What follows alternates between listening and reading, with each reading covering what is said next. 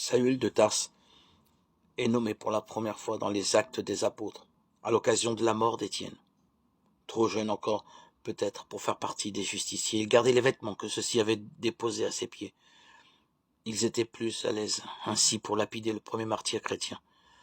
Pour l'instant, Saül approuvait ce qui se passait, Actes 22, 20, 26, 10. Étienne était en face de ses accusateurs, Actes 7, 55.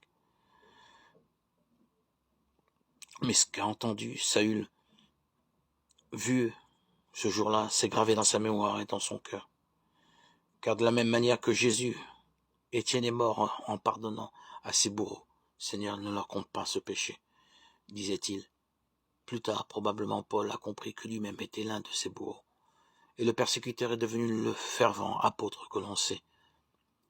Plusieurs prophètes de l'Ancien Testament avaient pressenti ce fruit étonnant du pardon. La victime innocente possède ce pouvoir d'attendrir le cœur de ses bourreaux, de changer les cœurs de pierre en cœurs de chair, pour reprendre l'expression d'Ézéchiel, chapitre 36, verset 26. Zacharie, par exemple, avait annoncé que la conversion des habitants de Jérusalem serait provoquée par une mort injuste. Ils lèveront les yeux vers celui qu'ils ont transpercé.